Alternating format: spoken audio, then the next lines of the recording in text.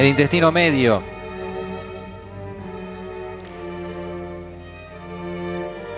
en cuarta semana es fácil ubicarlo porque es el lugar donde desemboca el pedículo vitelino, así que es fácil orientarse.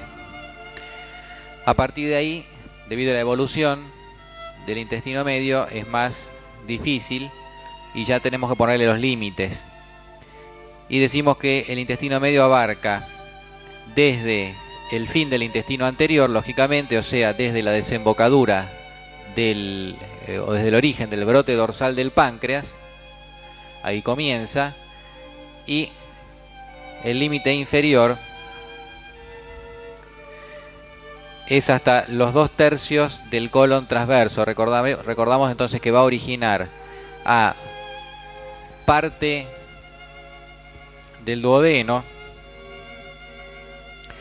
a partir de la segunda porción del duodeno, la mitad distal y la tercera y cuarta porción del duodeno, va a originar esta primera parte del intestino medio hasta acá, que es la desembocadura del conducto vitelino. Si seguimos por acá, por este conducto, vamos a encontrarnos con el saco vitelino. Toda esta primera parte entonces se llama asa previtelina o proximal. Ven, todo esto forma un asa. Esta es la parte previtelina o proximal de este asa del intestino medio. Y origina el yeyuno y gran parte del íleon.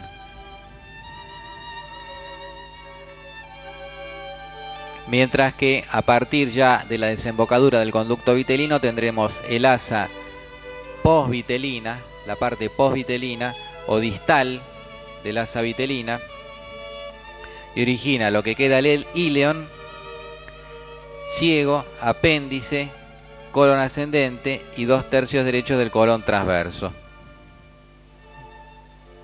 O sea, todo el intestino delgado, parte del duodeno, todo el delgado y parte del grueso lo origina el intestino medio. Y así como el intestino anterior se caracterizaba por la existencia de brotes que van a formar el páncreas, el hígado, la tiroides y el aparato respiratorio, el intestino medio se caracteriza por el proceso de rotación que tiene, que lleva a que el intestino delgado del adulto esté enrollado, plegado y enrollado, y que el intestino grueso también tenga una disposición particular de plegamiento. Como les decía antes, cuando se hace una laparotomía, o sea, cuando se abre el abdomen, el cirujano encuentra las asas intestinales plegadas, con muchos procesos de rotación. No es fácil ver cómo está ubicado. Todo eso por el complejísimo proceso de rotación que tiene el intestino medio, que vamos a tratar de resumir para que se comprenda. No es la finalidad nuestra ver todo el detalle, pero sí el concepto es importante. El intestino medio sufre un proceso de rotación, podemos dividirlo en 3 cosas que son simultáneas: la rotación y la herniación del intestino. O sea, este asa intestinal, el intestino medio, va a girar si nosotros nos ponemos de frente para mirar. Miramos desde el saco vitelino, o sea, miramos la parte ventral del embrión. El asa vitelina va a rotar en el sentido contrario de las agujas del reloj. Luego veremos cuánto rota, cuánto gira. Ese es el proceso de rotación. Al mismo tiempo, el asa intestinal va a salir de la cavidad abdominal del embrión y se va a meter en el cordón umbilical. El cordón umbilical también tiene una cavidad, un celoma, el celoma umbilical. Entonces este asa intestinal va a salir y se va a meter en el celoma umbilical. Eso es la herniación.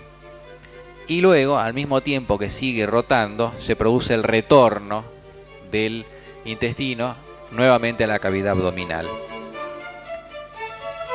Vemos cómo ocurre esto. La rotación comienza en la 5ª semana. En la 5ª semana no hay un límite entre el celoma intraembrionario que en este momento ya es cavidad abdominal, gran parte, y el celoma extraembrionario. En esta semana comienza el proceso de rotación. Vamos a analizarlo viendo esta misma imagen simplificada de frente, como si estuviéramos viendo la panza, el ombligo o el futuro ombligo del embrión para orientarse la posición. Ahí tenemos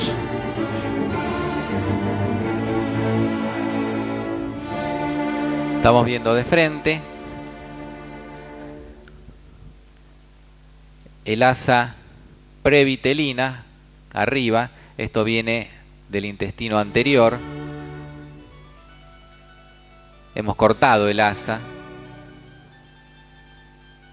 Esto seguiría para atrás y luego continúa con esta parte. Estamos viendo un corte. Este es el asa previtelina o extremidad cefálica y esta es la extremidad caudal. Y el asa vitelina, que vuelvo a la imagen anterior para que se orienten, es esta que tenemos acá. Aquí tenemos lo mismo. Hemos cortado en este sentido. Hemos cortado así. Entonces estamos viendo el asa previtelina o extremidad cefálica y el asa posvitelina o extremidad caudal. Hay un eje en este asa, este eje que es esta arteria. Forma un eje. Observen, comparen la imagen que tienen acá. La extremidad cefálica, la extremidad caudal y el eje del asa vitelina lo forma esta arteria, la mesentérica superior. Forma un eje fijo. Entonces el asa va a girar en esta dirección, en el sentido contrario a las agujas del reloj, cuando se lo mira de frente, y va a rotar 90 grados, teniendo como eje la arteria mesentérica superior, en este sentido contrario a las agujas del reloj, 90 grados. Entonces va a quedar así. Va a quedar horizontal el asa vitelina. Lo que está arriba va a quedar a la derecha, acá. Si rota 90 grados, lo que está arriba va a quedar a la derecha.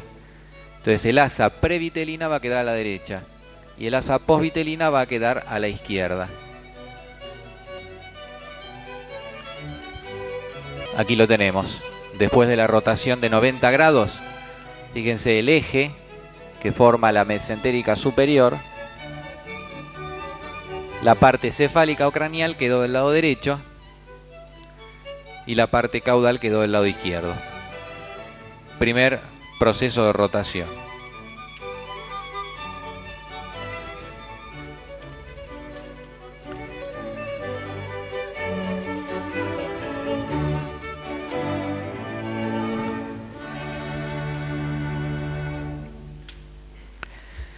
Al mismo tiempo se va produciendo el alargamiento del asa previtelina, la que había quedado del lado derecho, se empieza a alargar rápidamente, mucho más que la parte izquierda, porque tiene que originar los varios metros de intestino delgado, mientras que la parte izquierda va a formar intestino grueso, no crece tanto.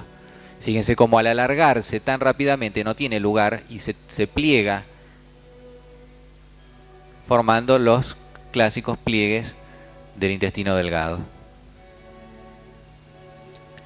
Al mismo tiempo está creciendo el hígado rápidamente, el abdomen, la cavidad abdominal queda chica, y entonces todo este asa intestinal, todo este intestino que está creciendo tan rápidamente no encuentra lugar en el abdomen y sale, se proyecta hacia adelante, hacia la cavidad del cordón umbilical que tenemos acá, por la misma presión que le ejerce el hecho de estar creciendo rápidamente en una cavidad abdominal chica y con un hígado que crece rápido. Entonces se produce el proceso de herniación al mismo tiempo que el crecimiento. Esto es la hernia fisiológica del feto.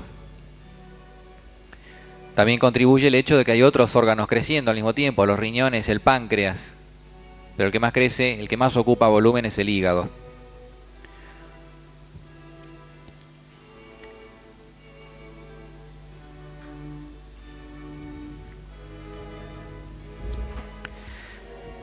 proceso de herniación. Luego, o mejor dicho, simultáneamente, continúa la rotación. Comienza en parte la segunda rotación cuando el intestino está herniado y en parte cuando ya retorna. Todo es, insisto, está superpuesto. Yo lo divido como si fueran cosas separadas, rotación, herniación y retorno, pero va sucediendo todo superpuesto. Tenemos una segunda fase de rotación. Teníamos nosotros la parte de intestino anterior, la parte cefálica, perdón, del intestino, del asa intestinal o previtelina había quedado a la derecha, la parte caudal o posvitelina a la izquierda. Ahora rota 180 grados en el sentido contrario a las agujas del reloj, o sea, siguiendo el mismo sentido que antes, como marcan aquí las flechas, 180 grados. Por lo cual, el dibujo va a quedar igual, pero el asa posvitelina, o sea, la parte caudal, la que va a formar el intestino grueso, va a pasar al lado derecho. Y la parte que va a formar el intestino delgado va a pasar al lado izquierdo. Todo esto se va enrollando sobre la arteria mesentérica y sobre el mesenterio. Por eso el mesenterio, nosotros cuando sacamos, cuando hay que hacer una operación abdominal, muchas veces hay que sacar todo el intestino de la cavidad abdominal para verlo, para explorarlo. Se saca todo y nosotros no podemos sacarlo y verlo todo derechito. No lo podemos extender como una sábana al mesenterio, porque está todo enrollado, agirado sobre la arteria y el mesenterio no lo podemos desplegar por todo este proceso. ¿Y cómo queda? Queda así, el dibujo es igual, porque ha girado 180 grados. Lo único que nos queda acá la parte previtelina, o sea, la parte de delgado, y acá la parte posvitelina, o sea, la parte de intestino grueso. En total, como vemos, hay una rotación de 270 grados, 90 grados primero y 180 grados después.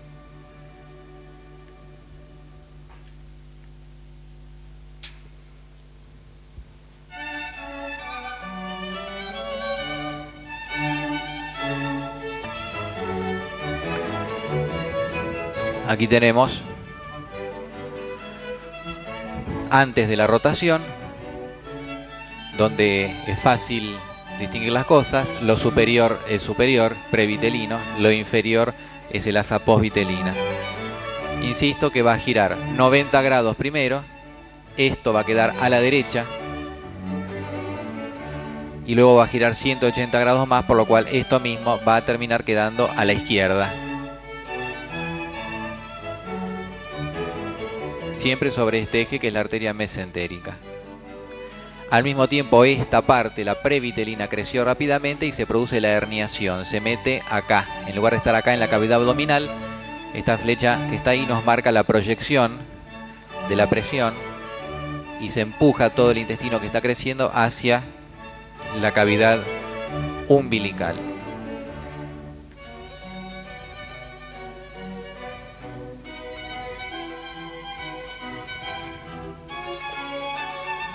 Aquí tenemos la hernia umbilical. Vemos el cordón umbilical con un bulto. No es un cordoncito, sino que vemos acá una pelota, porque está el intestino adentro del cordón umbilical.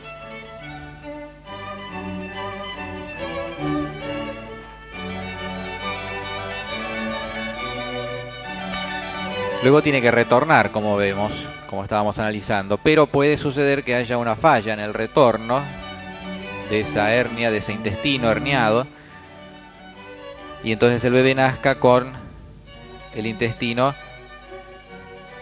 adentro del cordón umbilical.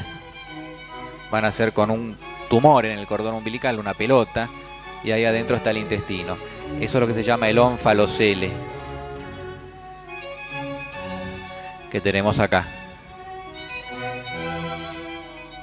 Entonces un esquema podría ser el mismo esquema de un embrión de quinta semana con el cordón umbilical dilatado. Ven, acá está el cordón umbilical y está la porción dilatada y adentro está el intestino. O podría ser también un esquema de un ónfalocele,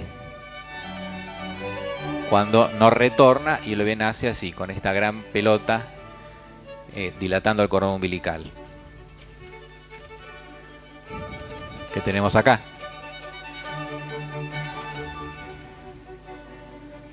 Aquí tenemos en esta autopsia, fíjense el chiquito, y toda esta gran pelota, este es el cordón umbilical, toda esta gran pelota es la dilatación del cordón umbilical con todo el intestino adentro.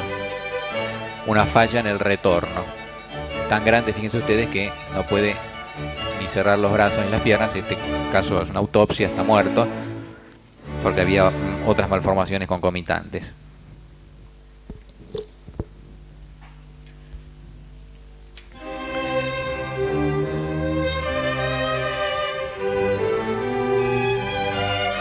Otros detalles para tener en cuenta consiste en que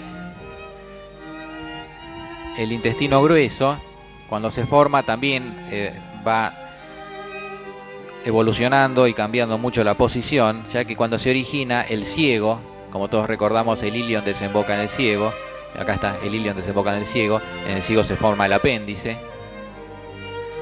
pero en su origen, el ciego está ubicado, en lugar de estar en la parte inferior del abdomen, está en la parte superior, se forma arriba, pegado a la parte inferior del hígado, y después se produce el descenso del ciego, va descendiendo y al descender queda formado el intestino, el colon ascendente. Entonces aquí lo vemos recién formado, está arriba,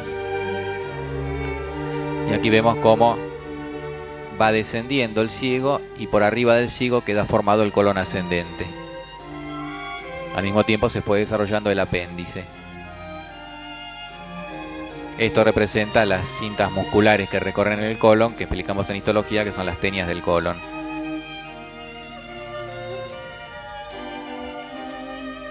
Y aquí tenemos ya una etapa posterior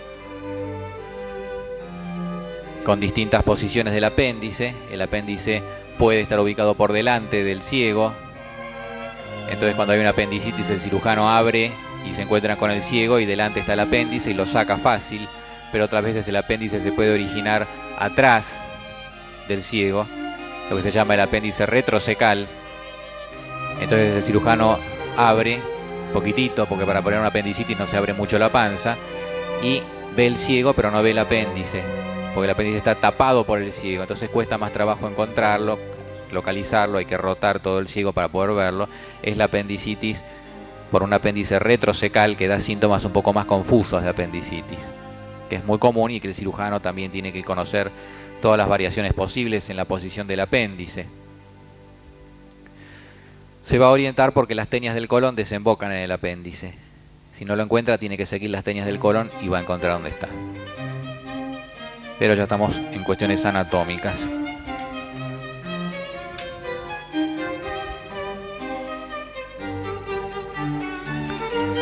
Otras malformaciones, aparte del onfalocele, que podemos mencionar, porque son conceptuales, es esto, nos da una idea de lo que es la estenosis que mencioné antes. El duodeno, el intestino delgado, el grueso, cualquier parte del tubo digestivo puede sufrir un proceso de estenosis, o sea, está apretado, aquí lo vemos bien. Eso es la estenosis.